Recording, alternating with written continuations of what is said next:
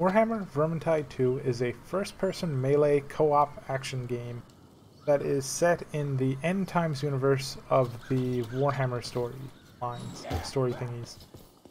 The main brunt of the game is that you are one of 4 people who have to make it to the end of a level and complete several objectives while meleeing through hordes of rats. And to do that, you have weapons that have unique combos, like this one here has a 4-hit combo and a 2-hit charge combo, like this. Well, I guess it's 1, but it comes from both sides. You also have a push block attack, which involves holding up your block, which makes you invulnerable to taking damage until those little shields on the bottom break. Every enemy that hits you from the front will take a little bit of those shields' health, and any enemy who hits you from behind will take far more, and if you get hit by a power or charge attack, it will take a large portion of those shields that you can see in the center of the screen there. But if you do a push like this, you will not inflict any damage, but push enemies back, and you can also hold your attack and do a push block attack so that enemies who are pushed back will take damage and potentially get cleaved and die. It takes 1 of your stamina bars though. There's also a special meter, which is down on the bottom. You can see a purple bar and a green bar. The purple bar is your special that is attributed to your class, which I will show off here. Every single person has 3 classes. There's Kruber, there is Barden, there is Carillion, and there is Victor, and there is Sienna, the Fire Mage. Each one has classes attributed to them: Battle Wizard for Sienna, Pyromancer, and Unchained. Each one does something different. Unchained is a tank, Pyromancer is a DPS, and Battle Wizard is a little bit more utility than the other 2. Right now I'm going to stick with Barden, because he is one of my favorite classes. And I suppose I can show off something else as well. Each weapon, as shown here, has a couple of tags on the bottom that help you see what they do. It's not very informative, but at least it teaches you something. There is a stamina shield system in the middle, or well, middle right, that says how many stamina shields a weapon has and how wide of a block angle you have, which is pretty important. Certain weapons, such as daggers, have a really bad push block angle that makes it so that enemies who hit you from the sides and the back will break more shields, and they come with less shields innately, which adds to the complexity of the game, and I like, depending on if a weapon is good or not. There are some bad weapons. Not all weapons are created equal. This here is a weapon that primarily focuses on doing charge attacks.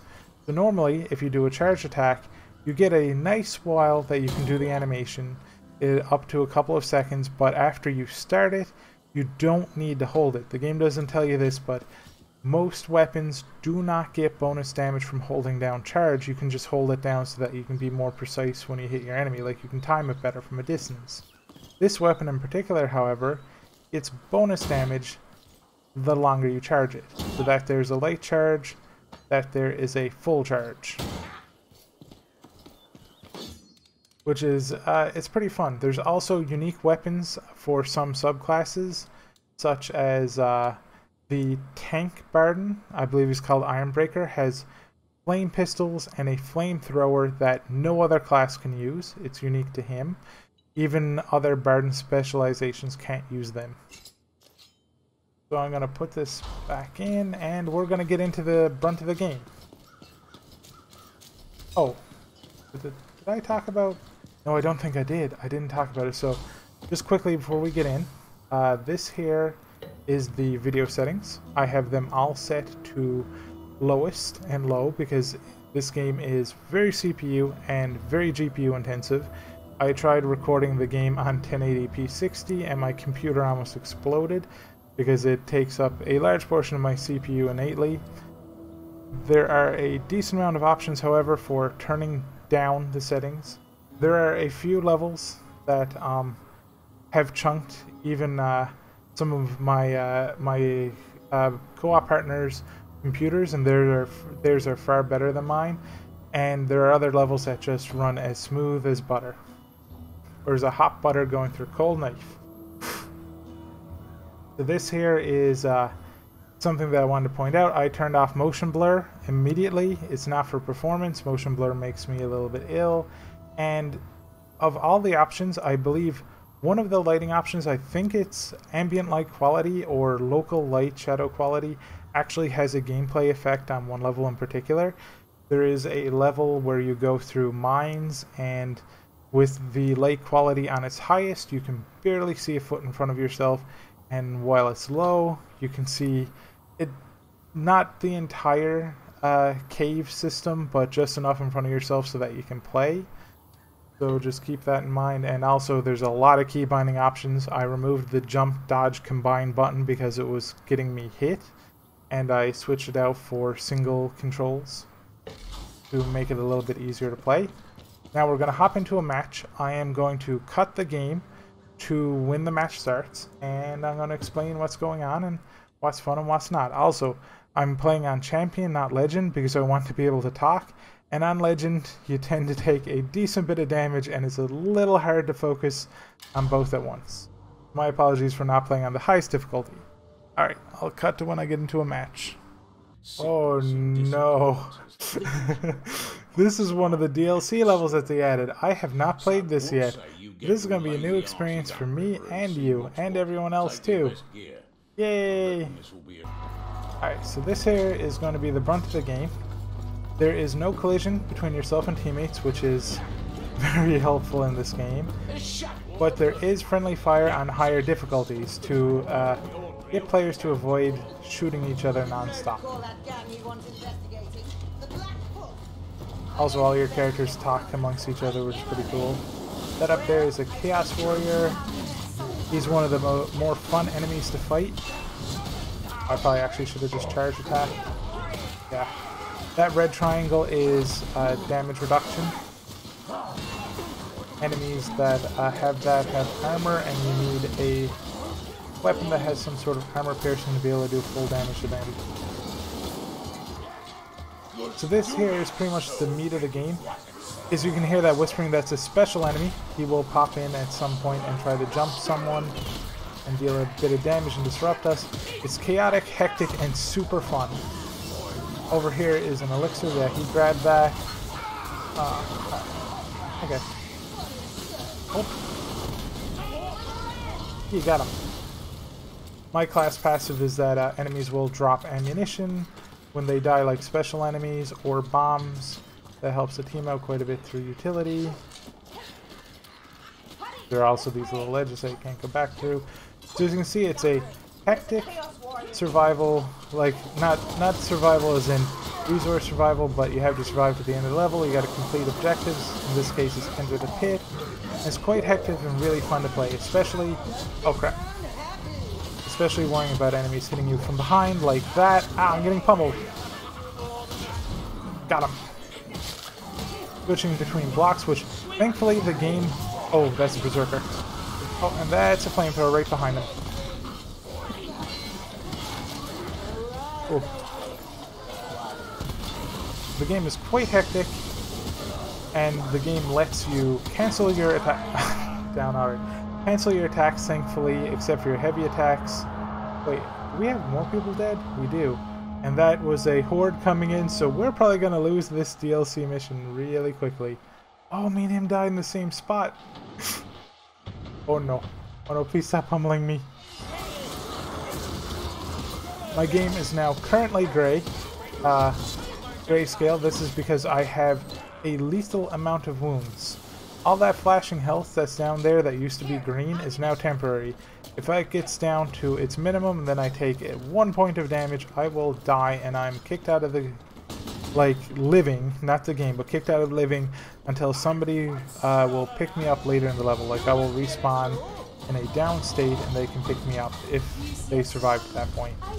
Oh, and this here is a mini-boss. These are super fun enemies to fight. They're huge, they're bulky, they don't really react to damage all that well. They have special abilities, and they show off, and they also bring in ads while you're fighting them that you have to control along with fighting them.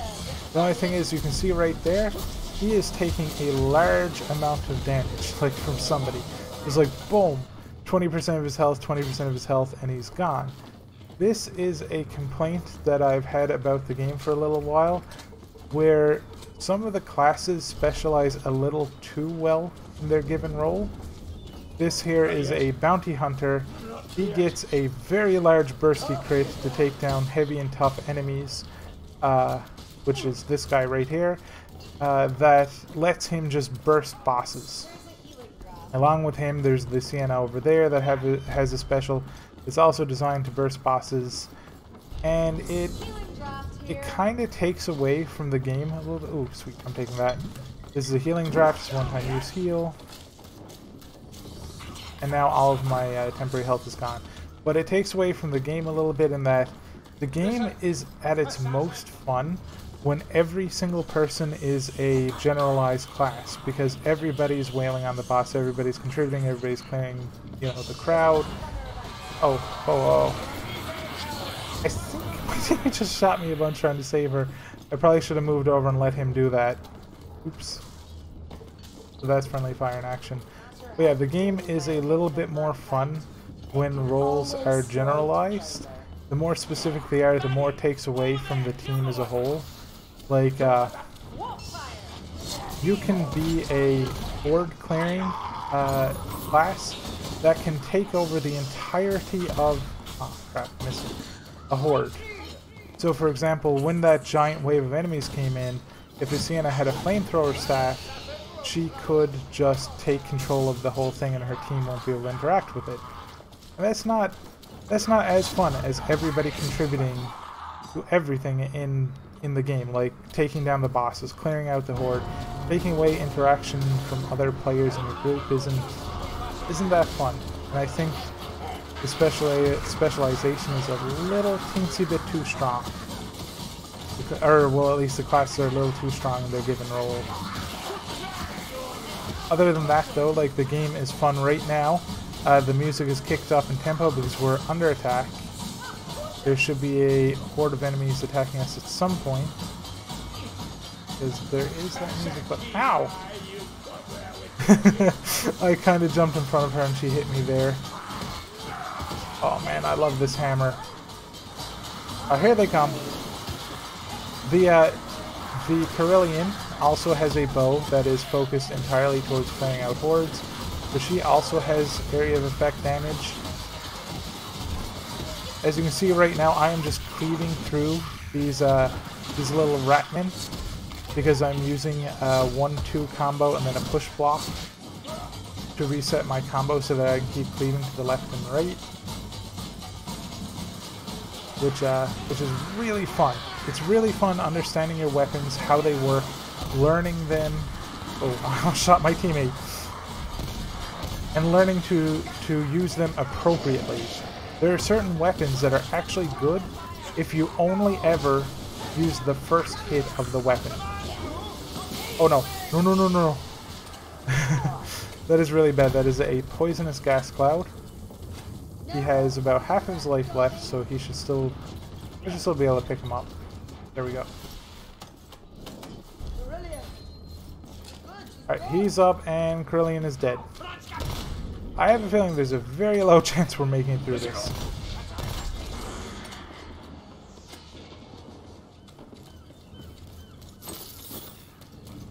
Overall though, the game is really fun, especially in levels. There are a few bugs that I have experienced and encountered, especially on higher difficulties. There is a mechanic called a patrol, and you can hear enemies, they stop and they go like rah, rah, rah, and they walk down the street or an area, and you have to avoid them or take them on to get through the area faster. Oh, hello! Uh-oh. Right now I'm utilizing the dodging system, by the way. I have that set to a custom hotkey, but this is something I should also explain. Each weapon has a set number of dodges where you can dodge the maximum distance that the weapon can do, and then it will dodge you a millimeter and you will get hit. and it resets over a short duration, so understanding your weapon's maximum amount of dodges is pretty important to surviving. Ah, got hit again. Now what was I saying? Uh-oh. There we go. There. Oh, yeah, the game is...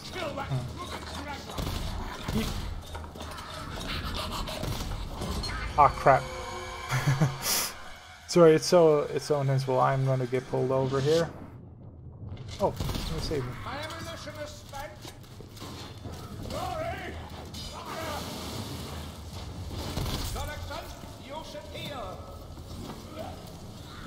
So I don't exactly remember what I was saying. I just took a moment to think about it. So I will go on with saying that the class, or not the class, but the game is quite fun. Ah, no, somebody took the ammunition. Oh, that there, right there. Teammate just picked up what is called a tome.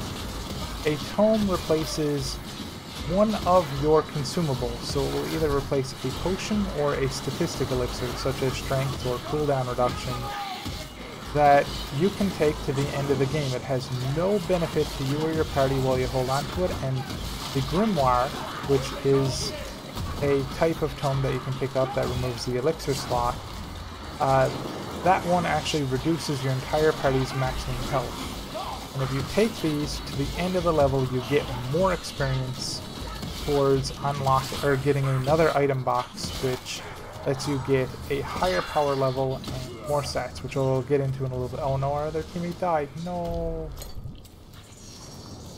If I remember what I was saying before, I'll get to it again. My apologies. This is very intense, and we are losing. We are losing horribly. Okay, so we go over here. The gameplay itself is super fun.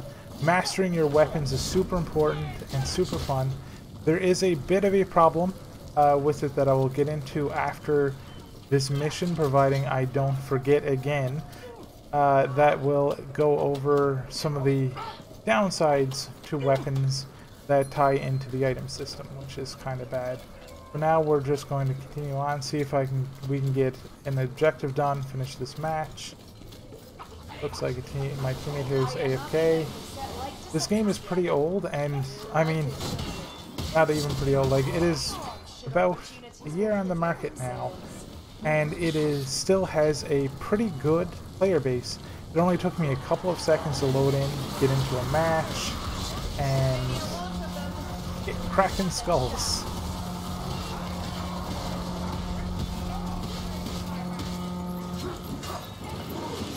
I'll throw this up there. That was a consumable bomb. I have no more range shots, so I cannot deal with that enemy up there who's Gatling gunning. Oh, right. Now I remember. Jeez. So, upon the game's release, there were a lot of bugs, and thankfully the developers have cracked down on some, such as that ranged enemy used to shoot through all walls. Like, he would just Gatling gun through all of these really irritating positions, and they have thankfully cracked down on that. There are still a lot of bugs though, such as patrols. They're usually these big, stompy, like, patrol routes. They move slowly, they have poor vision, you can kind of sneak around them pretty well. But, for the longest time, I'm not sure if it's still there, but the last time I played, they could spawn directly on top of your party, next to your party, or in a location where they were bugged and force you to fight them. And there's no benefit except for time with fighting those patrols. So they either that no longer exists. You'd only notice that on higher difficulties, by the way, where I guess the spawn rate of patrols is increased. But hopefully that has been fixed or will be fixed, because that was a really irritating bug. Especially enemies who shot through walls, but thankfully that only happens very rarely now. I've only encountered it a couple of times. There's also other bugs, and the game's enemy system, this is a little bit hard to explain because it was explained to me after a few bad matches. Oh, ammunition on this there. The enemy AI and spawn rate is tied to the host's CPU, so players on a worse computer have a much easier time of playing the game. For example, enemies will stand still, they'll run in place, they won't swing, and everybody in the entire party will experience this. I believe that's actually a tactic that speedrunners have started using. I don't know if they still do, but that is something to keep in mind. If you have a poor computer and you end up being a host, things will get really buggy for everyone in your party. What is this? Is this... Oh, burn the tainted food. Okay. Brilliant is doing that. This should be the last objective of this mission, as missions are normally not that long. But you never know. I've yet to do this mission as well. This is the first time for me, along with doing commentary. Oh, and there goes my frame rate.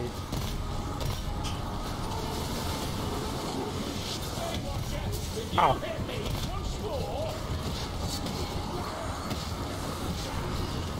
Sorry, I was focusing for a second there.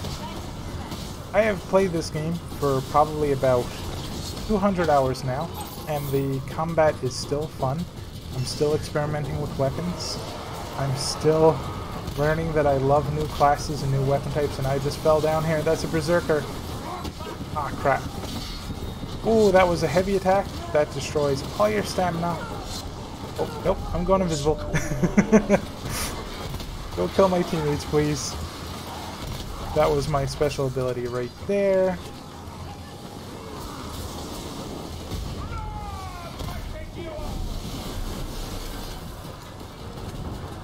If you notice that I'm not healing myself, it's because I currently have not gone down. And going down is almost like a half heal, like half temporary heal. And then you can heal after that. I should be really good at this event, but I have no idea where to stand.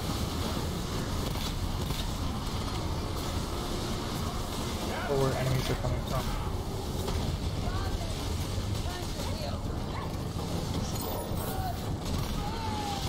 So I guess... Oh crap. There we go. I guess it's time to talk about one of the... Oh hey, escape. Okay, cool. This should be the end of the level, at which point I will be able to talk about one of the other somewhat negative, but not that impactful, at least at the end of the game. It's not that impactful of a problem. As you can see, like, when I've been attacking here... Oh. I'm gonna try to save this guy real quick. Oh no. There we go.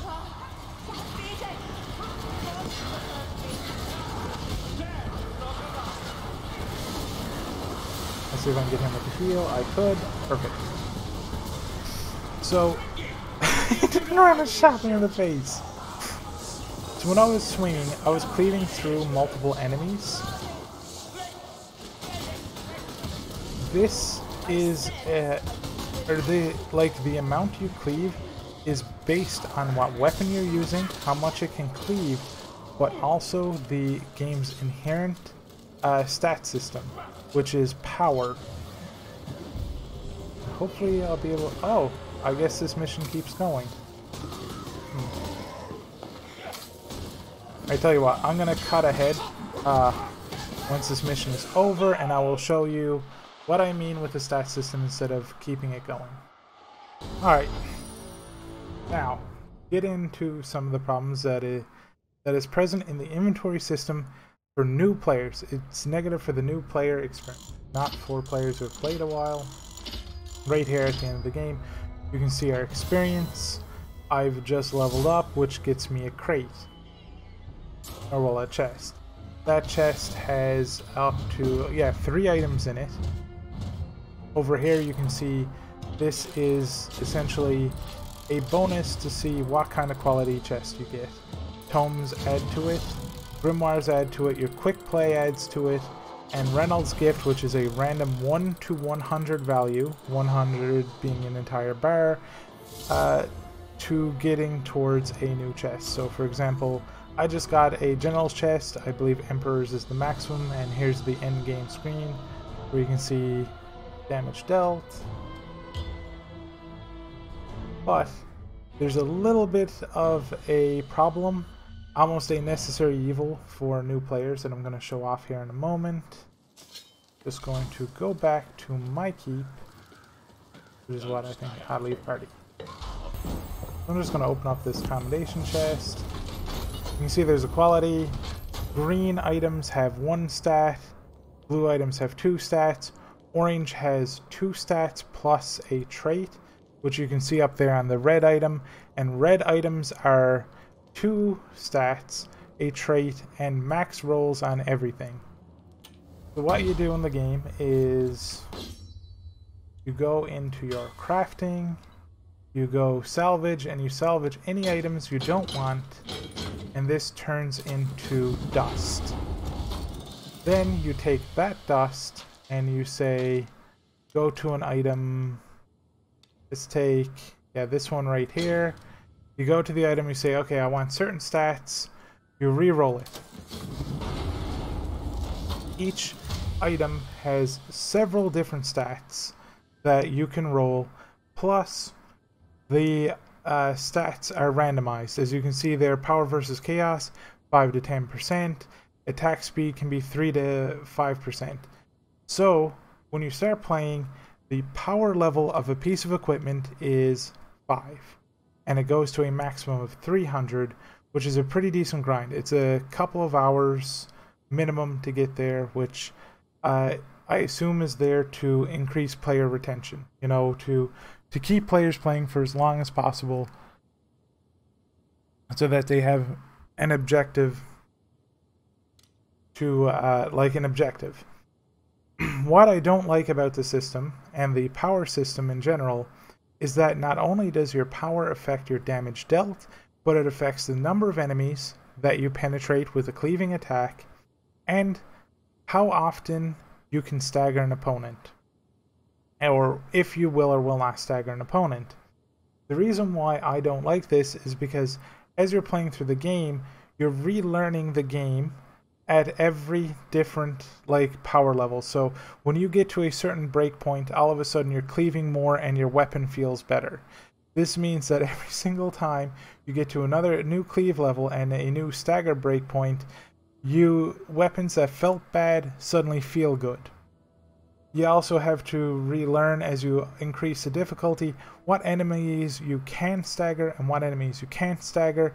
There's no guarantee every single time you increase the difficulty, and as your power increases, what you can and can't do until you get to the maximum power, which is 600, which is 300 power on each individual piece of gear plus max level for that character.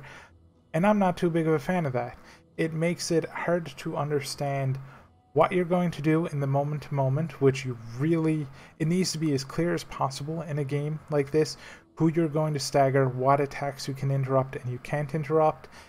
Sometimes you can interrupt a heavy two-handed overhead attack from an enemy, and then all of a sudden you can't with a different weapon because you don't have enough power, but when you get that power, you can. There's also statistics on weapons and equipment themselves that increase your damage to a specific type, which also, see that there, power versus chaos and power versus infantry.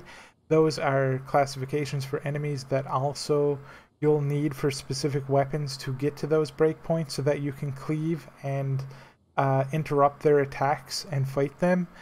I'm not too big of a fan of that. That makes the new player experience so much different from the end game. At the end game, everything is consistent. It's quite fun to play. It's exciting. You know what your weapons are going to do. But in my experience from going from 1 to 600 in hero power, it was never constant. I never knew which of my weapons were going to do great, and I kept getting hit along with trying to learn the game. I don't like that. If you're willing to power through that, though, get to hero power 600, the game is absolutely amazingly fun to play. There's also talents that change up your class one last, like, this is the last thing to talk about. There are talents that change up your class a little bit, let you customize. They're basic passives. You get increased effective healing, reduces your spread of your weapons. You get some unique ones that, I don't know, I think it might be, it's different for every class, but you will get something like you gain bonus power 25% when you're out of ammunition, which is pretty fun to play with because you're cleaving more, because that's how the power stat works. And at level 20 is one of the other new player experiences that is kind of When you get to level 20, you get to choose between critical hits grant temporary health, kills grant temporary health, or regain 50 health when a monster dies. This one here is essentially, you know how people say the real Dark Souls starts here? This is when this game starts, because you're now fighting a horde of enemies and you're gaining a buffer to little bits of chip damage. So when a horde of enemies come in and one enemy hits you and you cleave down 5 or 6, you gain enough temporary health to negate the next hit coming in. And the game feels so much more fun when you have this mechanic, because you can cleave down an entire enemy. Like, you have a halberd, you slice them all down, you see your temporary health go up, and some little guy jumps in as you're doing it and chips that down a little bit, but you have just enough buffer to keep going. And it increases the fun of the moment-to-moment gameplay, because you can do those meaty swings. You don't have to worry so much about being hit, and it's more fun. But you have to be willing to get to level 24. You have to be willing to get to hero power 600, and I think they could have improved the game much more if they just not had number of enemies penetrated on attacks and the stagger level different. Like, those two not on hero power. If those were innate on weapons in the game, static, you could learn them from the beginning of the game and it will stay consistent throughout your entire playing experience. I would have no problems with this game. There are bugs. Some of them have been patched out, some of them are being patched out. Either way, this game is still fun. And would I buy it again? Absolutely. Full price, I will buy this game again. I have 200 hours in it. I do not regret the purchase. For now, I am going to head on out, rest my throat. If you did like this, or if you have any feedback about my commentary, please let me know. Leave a like, leave a dislike if you didn't like it. Completely understandable. I would like to know what I did wrong so that I can improve. And if you like it, please let other people know as well, because I have no way to advertise myself and I would like to do more of these reviews. For now, I am out. Bye-bye.